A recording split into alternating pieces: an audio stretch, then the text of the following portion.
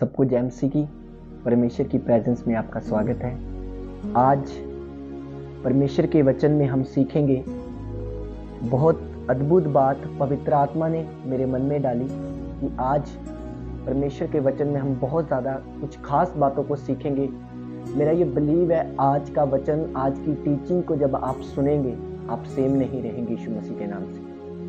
और इससे पहले कि मैं वचन स्टार्ट करूं, मैं 2 मिनट प्रेयर करना चाहता हूं। सर्वशक्तिमान परमेश्वर, जितने भी लोग इस वचन को सुने, इस टीचिंग को सुने, तेरा आत्मा उनसे बात करे परमेश्वर। पवित्र आत्मा, जितने लोग इस टीचिंग को सुने, इनसे बात करना। यीशु मसीह के सामर्थ्य और पवित्र नाम में सब कुछ मांगते हैं, आमीन। बाइबल में लिखा है, परमेश्वर ने कहा वो अपने वचन को भेजकर अपने लोगों को आजाद करता है और उन्हें पाप से, बीमारियों से, अंधकार से निकालता है। इस वचन को शुरू करने से पहले मैं आपको बताना चाहता हूँ कुछ बात कि आप जितने लोग मुझे सुनेंगे, देखेंगे, हम सबके पास 24 घंटे हैं। हम सभी के पास 24 घंटे होते हैं, जिसमें हम अब कुछ लोग होते हैं 24 घंटे में अपनी मर्जी करते हैं, कुछ लोग होते हैं परमेश्वर की मर्जी करते हैं। तो सबसे पहले हमें ये जानना होगा कि 24 घंटे हमारे पास होते हैं सबके पास। इससे पहले कि मैं आगे आपको बताऊं, इससे पहले मैं कुछ आपको खास बात बताता हूं कि यीशु मसीह में आपको आपका पास्टर सिर्फ गाइड कर सकता है। आपको चलना खुद पड़ेगा। आपको आपके पेरेंट्स मसीह में नहीं चला सकते, आपको आपके बच्चे प्रभु में नहीं चला सकते, आपको आपकी वाइफ प्रभु में नहीं चला सकती, आपको आपके दोस्त प्रभु में नहीं चला सकते। आपको खुद परमेश्वर की प्रेजेंस में जाना होगा, आपको खुद प्रभु में चलना सीखना होगा। कुछ लोग होते हैं जो कहते हैं मुझे ये चला लेगा, मुझे ये चला लेगा। हाँ, आपका पास्टर आपको गाइड कर सकता है, बता सकता है, पर अगर आप खुद नहीं चल रहे, आप खुद नहीं बलिदान कर रहे, अगर आप खुद आपके अंदर इतनी चाहत नहीं परमेश्वर की तरफ जाने के लिए, तो कोई भी आपको परमेश्वर की तरफ लेकर नहीं जा सकता जब तक आप खुद स्टेप नहीं लेंगे। आपने ये बात समझनी है आज कि आपको अपनी लड़ाई खुद लड़नी होगी। बाइबल कहती हमारा सहायक पवित्र आत्मा हमारे साथ है, पर पवित्र आत्मा भी तभी काम करेगा जब हम उठकर प्रेयर करेंगे, जब हम बाइबल पढ़ेंगे, जब हम अपने आप को परमेश्वर की प्रेजेंस में समर्पित करेंगे। मैं आपको प्रूफ करूंगा बाइबल में से कि मसीहत में चलना, मसीह में चलना या प्रभु में चलने कोई आपको नहीं चला सकता, आपको खुद चलना होगा। ये वर्ड आपने याद रखना है। आपकी अकेले की लड़ाई है और आपको खुद लड़नी होगी। परमेश्वर तुम्हारी सहायता करेगा, परमेश्वर तुम्हारी मदद करेगा, पर ये बात याद रखनी है, परमेश्वर उनकी मदद करता है जो खुद को अपने आप को खुदावन के हाथों में सौंप देते हैं। ऐसा नहीं होता कि अगर आप प्रेयर नहीं करेंगे, बाइबल नहीं पढ़ेंगे, रोजा नहीं रखेंगे, परमेश्वर के उपस्थित भी नहीं जाएंगे, तो आपकी मदद खुदा नहीं कर सकता। खुदा उनकी मदद करता है जो स्टेप लेते हैं। अभी ध्यान से सुनना, मत्ती की अंजील उसकी 5 उसकी 6 में क्या लिखा, मैं आपके सामने ये पढ़ूंगा। आई मत्ती की अंजील उसकी 5 उसकी 6 में लिखा, धन्य है वे लोग जो धर्म के भूखे और प्यासे हैं, क्योंकि वह तृप्त किए जाएंगे। हालेलुया। परमेश्वर ने कहा धन्य है वे लोग जो धर्म के भूखे और प्यासे हैं, मतलब जो भूख प्यास रखते हैं, मेरी प्रार्थना की भूख प्यास रखते हैं। धक्के से नहीं, परमेश्वर ने कहा धन्य है वे लोग। धक्के से मसीहत में आप नहीं चल सकते। आप धक्के से 2 दिन चल सकते हैं, 2 साल चल सकते हैं, 3 साल चल सकते हैं, एक दिन आप गिर जाएंगे। अगर आप चंगियाई के लिए सिर्फ मसीह में चल रहे हैं, चंगियाई, तो परमेश्वर आपकी अगर चंगाई रोक लेगा तो तब भी आप गिर जाएंगे। परमेश्वर का वचन कहता है कि इस्राएलियों ने परमेश्वर के काम देखे, गिर गए, पर मूसा ने परमेश्वर का जलाल देखना चाहा, खड़ा रहा, बना रहा, परमेश्वर के तेज तक पहुंचा। यही फर्क होता है एक विश्वासी में, एक जयवंत विश्वासी में और एक गिरे हुए विश्वासी में। उनका माइंड सेट कहां पर लगा होता है? उनका माइंड सेट परमेश्वर की ओर कम और दुनिया की बातों की ओर ज्यादा लगा होता है। परमेश्वर ने कहा धन्य है वे लोग जो भूखे और प्यासे में तृप्त किए जाएंगे। मतलब मैं आपसे आज ये क्वेश्चन करना चाहता हूँ आप मसीह में आ गए हैं, क्या आप भूखे और प्यासे हैं? क्या आप भूखे और प्यासे हैं? आपका भाई तो आपको मसीह में नहीं चला रहा, अपनी बहन के कारण तो आप चर्च नहीं जा रहे। मैंने अपनी बहन को नाराज नहीं करना, चलो मैं अपनी बहन के साथ चर्च चला जाता। नहीं, तुम्हें अपनी मसीहत तुम्हें कैसे चला जाता है? इधर से, अंदर से, हृदय से। मसीहत में अंदर से चला जाता है, दिल से। मैं आपको प्रूव करूंगा बाइबल में से। ये देखो, भजन संहिता उसकी 119 की 2 आयत में क्या लिखा? पंजाबी में पढ़ूंगा, फिर मैं हिंदी में बताऊंगा। तन है ओ जेरे उसकी सिੱਖਿਆ ਨੂੰ ਮੰਨਦੇ ਅਤੇ ਮਨ ਤਨ ਨੂੰ ਭਾਲਦੇ ਨੇ, ਉਹ ਤਾਂ ਬਦੀ नहीं ਕਰਦੇ ਅਤੇ ਉਸ ਤੇ ਰਾਹਾਂ ਵਿੱਚ ਚੱਲਦੇ ਨੇ। बाइबल में लिखा, धन्य है वे लोग जो उसकी शिक्षा को मानते हैं और मन तन से उसे ढूंढते हैं। मतलब क्या? मन और तन से उसे ढूंढते हैं। वह लोग बदी नहीं करते और उसकी रास्ते पर चलते हैं। यहाँ पर यह नहीं लिखा धन्य है वह लोग जो उसकी शिक्षा को मानते हैं और उसकी बुआ के कारण चर्च जा रहे, मासी के कारण चर्च जा रहे, चंगाई के कारण चर्च जा रहे, ब्लेसिंग के। नहीं लिखा, तन मन से जो उसे ढूंढते हैं। तन मन से जो उसे ढूंढते हैं वो बदी नहीं करते और उसकी रास्ते पर चलते रहते हैं। मतलब जो तन से, जो इधर से ढूंढते हैं परमेश्वर को। मैंने बहुत सारे ऐसे लोगों को देखा है, मसीह में आए, रोजे रखे, फास्टिंग की, प्रेयर की, प्रभु के साथ ये वो, 2 साल के बाद गिर गए, 3 साल के बाद गिर गए। मैं आपसे पूछना चाहता हूँ, क्या परमेश्वर की इच्छा थी वो गिरे? कारण क्या था? उन्होंने ये नहीं लगाया था, मन और तन नहीं लगाया था, सिर्फ दिमाग लगाया था, सिर्फ ये लगाया था, मुंह लगाया था और कुछ नहीं लगाया था। समझे मेरी बात को? इसके बाद मैं आपको एक और वचन दूंगा, इसी के बीच में से मैं आपको प्रूफ करूंगा कि आपको क्या करना है। मसीहत में आपको आपका भाई बहन, भाई बंधु कोई नहीं खिलाएगा। आपको क्या करना है? अपना मन और तन किसकी ओर लगाना है? मेरी ओर, पास्टर की ओर, भाइयों की ओर, बहनों की ओर, किसी की ओर नहीं। आपको अपना मन अपने परमेश्वर की ओर लगाना है। मैंने कहा, जिसने अपना मन परमेश्वर की ओर लगाया है वो गिर ही नहीं सकता। और जिसने अपना मन चंगियाइयों पर, छुटकारों पर, चंगियाइयां छुटकारे जरूरी है, पर ये नहीं, बाइबल हमें ये नहीं कहती कि हम अपना मन उस पर लगाए, हम अपना तन उस पर लगा लें। नहीं, चंगियाइयां छुटकारे जरूरी हैं, पर हमारा मन तन चंगियाइयों की ओर नहीं। भजन संहिता के इस वचन में जब लिखा था, मैं धन्य है वे लोग जो उसकी शिक्षाओं को मानते हैं और मन धन से उसे ढूंढते हैं, वो तो बदी नहीं करते और उसके रास्ते पर चलते रहते हैं। वो बदी कर ही नहीं सकते, क्योंकि उन्होंने तो अपना मन तन उसे दे दिया है। उन्होंने तो अपना तन मन उन्हें दे दिया है, वो तो बदी कर ही नहीं सकते।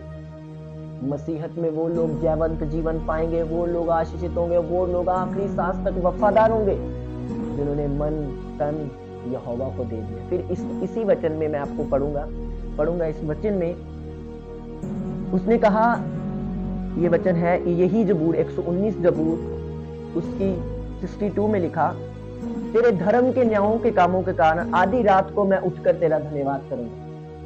मैं कहा, तेरे धर्म के कामों के कारण मैं आधी रात को उठकर तेरा धन्यवाद करूंगा। एक सेल्फिश व्यक्ति सिर्फ सेल्फिश के कारण, अपने स्वार्थ के कारण महीना, 2 महीने या 3 महीने या 1 साल या 2 साल तक नाइट प्रेयर कर सकता है। सदा के लिए वो नाइट प्रेयर नहीं कर सकता। क्यों?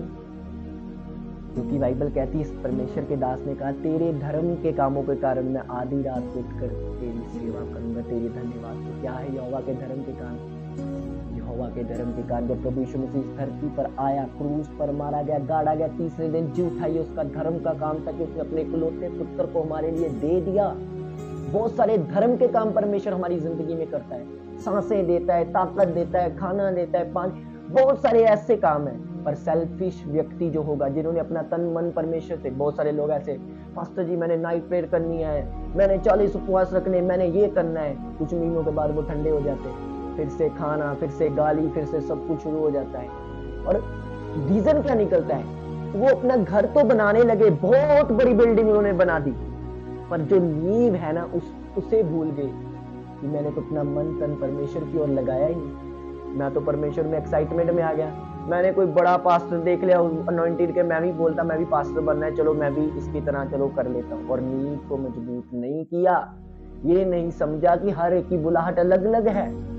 सबसे पहले एक व्यक्ति की बुलाहट यही है कि वह परमेश्वर के साथ जुड़े, परमेश्वर के साथ अपने दिल को जोड़े, परमेश्वर के साथ अपने मन को जोड़े। आगे क्या लिखा, एक और वचन लिखा, मेरे लिए भला है कि मैं दुखी हूं ताकि मैं तेरी भविष्यता की बातों को सीख सकूं। यही जबूर 119 उसकी 71 में लिखा, 71 और 72 में लिखा, मेरे लिए भला है कि मैं दुखी हूं क्योंकि मैं तेरी भविष्यता की बातों को सीखूं, और तेरे मुंह की भविष्यता सोने चांदी से भी 1000 गुना अच्छी है। इतना प्यारा वचन है ये, कहता तेरे वचन तेरी बातें सोने चांदी से भी बढ़कर। ये वो व्यक्ति है जो खुद में मरा हुआ है, जिसने अपनी मोहब्बत परमेश्वर के साथ लगाई है। उसने कहा, आज लोग पता क्या कहते हैं, परमेश्वर दुख को दूर कर, दुख को दूर कर, मैं दुखी हूं, मैं दुखी हूं, मैं दुखी हूं, मैं दुखी हूं। उसने कहा, मुझे दुख दे, मुझे दुख दे, मुझे दुख दे कि मैं तेरे वचन को सीख सकूं। क्यों वो कह रहा है, उसे पता है इंसान को जब दुख लगता है, जब वो दुखी होता है, जब वो बीमार होता है, तो वो परमेश्वर को पुकारता है, परमेश्वर दया कर दे मुझ पर, मैं दुखी हूं। तो वो कह रहा है कि मुझे दुख कर। ये आप पढ़ सकते 119 जबूर 119 उसकी 71, उसमें ये लिखा, मुझे दुख कर ताकि मैं तेरी भविष्यता की बातों को सीख सकूं। मैं जब ये वचन पढ़ा तो मैं मैच्योरिटी देख रहा था एक व्यक्ति की कि कितना वो मैच्योर है परमेश्वर में, कि वो अपने आप को दुखी करने के लिए तैयार है परमेश्वर की भविष्यता को सीखने के लिए। मुझे आज भी एक स्टोरी याद है, बहुत पुरानी स्टोरी है। एक सिस्टर थी, वो किसी गांव में रहती थी। उस समय बाइबल बहुत कम थी, बहुत ज्यादा कम बाइबल होती थी। ये बहुत पुरानी बात है, उस पर किताबें भी लिखी गई थी उस बहन पर। और क्या हुआ कि उसको बाइबल से प्यार हो गया, परमेश्वर से प्यार हो गया, और पूरे जिले में एक ही चर्च था वहां पर जहां पर वो बाइबल थी। और उस बहन ने ये सोच लिया कि मैंने वो बाइबल लेनी है। और उस तक जाने के लिए तब मोटरसाइकिल, गाड़ी, बसेस कुछ नहीं होता था। बहुत पुरानी बात है, ये सच्ची बात है, रियल बात है। तो उसने क्या किया, 6 महीने जंगलों से वो गुजरी, 6 महीने वो जंगलों से गुजरी। उसके पैरों में कांटे चुभे, बहुत कुछ उसके साथ हुआ।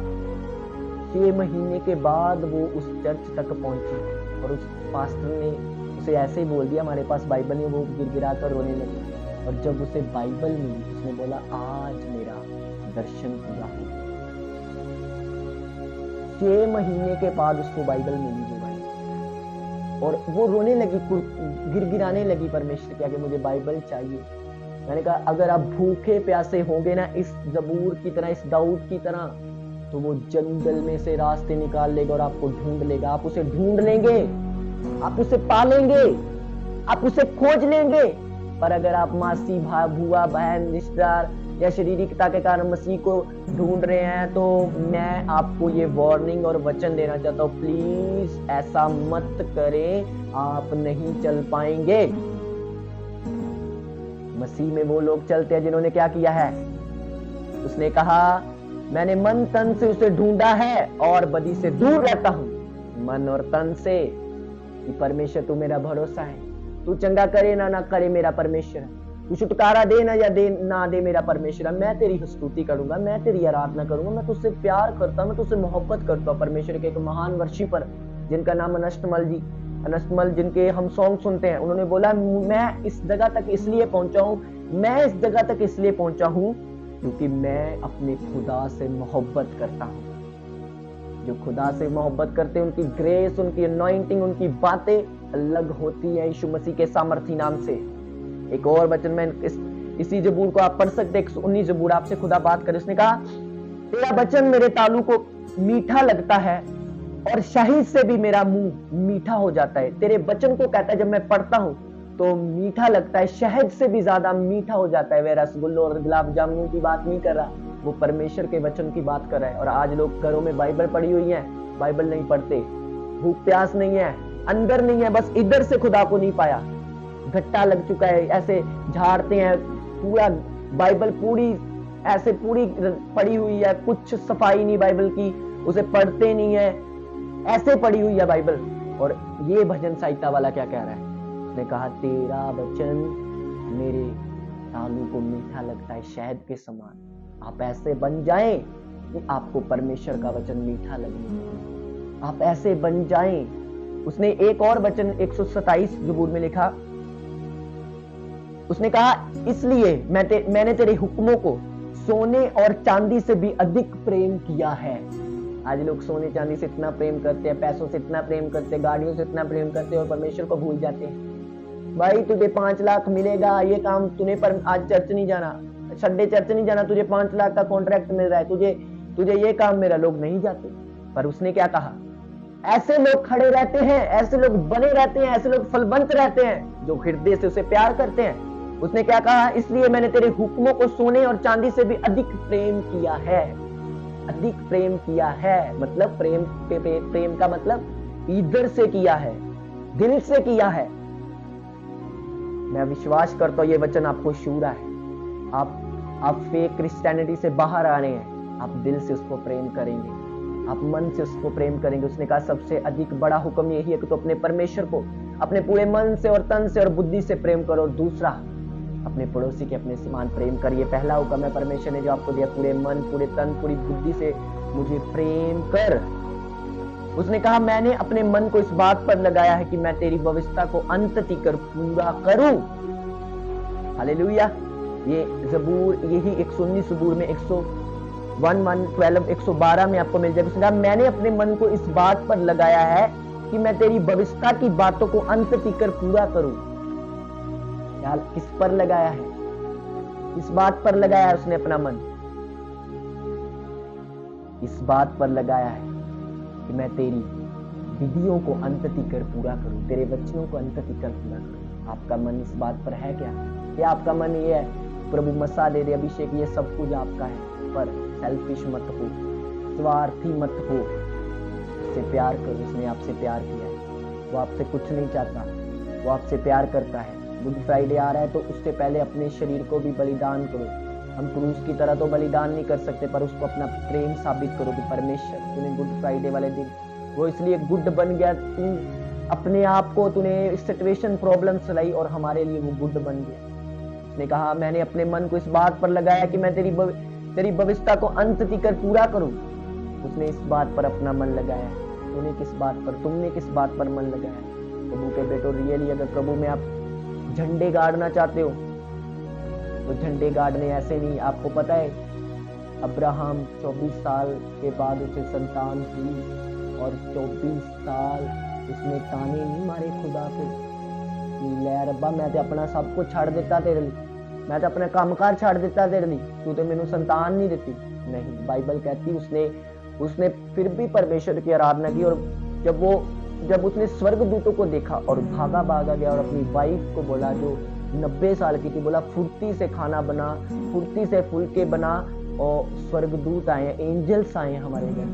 और उस दिन के बाद उसकी लाइफ चेंज हुई। और देखकर बोलता अरे परमेश्वर के दूत आ रहे, अरे इन्होंने मुझे क्या दिया, मेरे पास तो अभी तक बेबी नहीं।